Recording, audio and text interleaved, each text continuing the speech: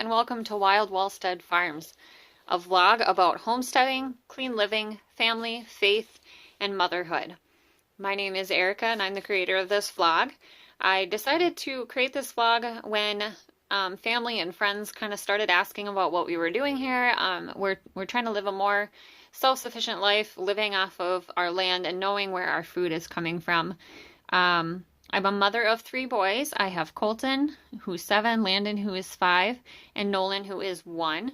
A friend was helping me come up with titles for my channel, and one of the ones she came up with was Wild Walstad Farms, and I thought, well, that's pretty fitting. 3 little boys is a very wild lifestyle. In addition to what we're doing here with growing our own food, raising animals is the intent this next year, to get some animals and raise them up and live more self-sufficiently, and also to know where our food's coming from, what is used to prepare and grow our food as well.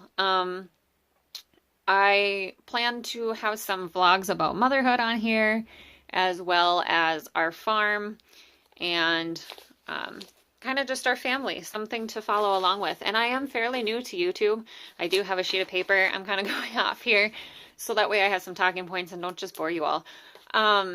So please bear with me. I'm learning to edit. I am learning to kind of share with trying to cut out and do a little bit more of the public speaking type of a thing. My family is a family of 5. I married my husband, Dan, back in 2011.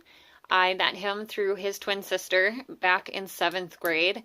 So we have known each other for quite a while. She actually tried to set us up so we would end up married and she would be my sister, because her and I were best friends.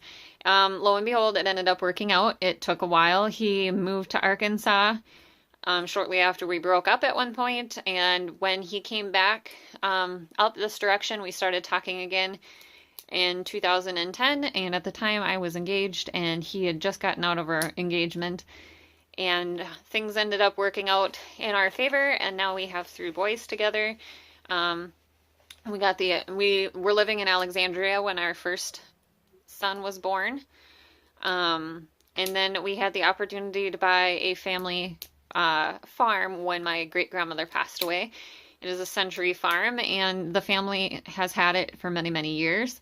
For instance, our house was built by family members, and it's about 135 years old. So it's very neat that our family has gotten to keep this. Granted, we've had a last name change through marriage and whatnot, but it's definitely neat to be able to do things on our land and use things that my great-grandfather would have used when he was raising animals here or farming. Currently we have a little under 7 acres that we're working with. And when we moved here, there was a bit of a established garden. My great-grandmother in her earlier days had a good-sized garden, and we're kind of trying to go back to that, going chemical-free, knowing where our food is coming from. So we're definitely learning. We just started that in the last few years, so we're definitely learning, but we are learning at the same time. I mean, it's very important to learn what works and what doesn't work. So I'm hoping that this vlog will be a good resource for other homesteaders, either if they have some answers to some questions that are brought up on my vlog. For instance, this last year we really struggled with keeping the bugs off of our greens. Our lettuce was good for about a week to 2 weeks, and then the bugs got them. Like I said, we want to be chemical free. So if there's any organic ideas, I'm going to be doing some research over the winter. Minnesota has very, very long winters, so it gives me some plenty of time to do some planning and some learning about what would be a better thing for us next year.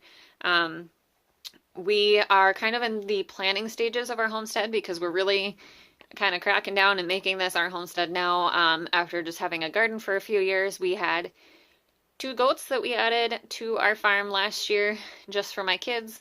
They're both in 4-H. The bigger 2 are in 4-H. So we added goats this last year. We have 3 dogs, and our female right now is pregnant. Not something we were expecting exactly because she had a litter this spring, but love knows no boundaries. And while we were out of town for a funeral, my family came over to check on our animals and check on our place and found that she was in with him. He had actually broken in. So in not too long, I will have a vlog about puppies. So they're Springer Spaniels, and it's just kind of a neat thing. I was there throughout the whole entire birth of her litter last time and plan to do the same thing this time just to make sure everything runs smoothly and goes well. She had a puppy get stuck last time, so I think that's very important with her being a smaller dog that I do sit with her. But we have some farm animals. We are going to be adding chickens and pheasants, and we're either talking about getting some calves to feed out and butcher, or either calves, pigs, or lambs. So we are kind of trying to decide and trying to plan out how we want things and to use our 7 acres to the best of our abilities to live more of a self-sufficient lifestyle. I guess I don't have a whole lot more to say in this, just I've got some talking points and it was an introductory type of thing. And if there's any questions that anyone has, or even an answer or a suggestion to my problem with the bugs that I brought up, if you wanted to put that down in the comments, that would be great.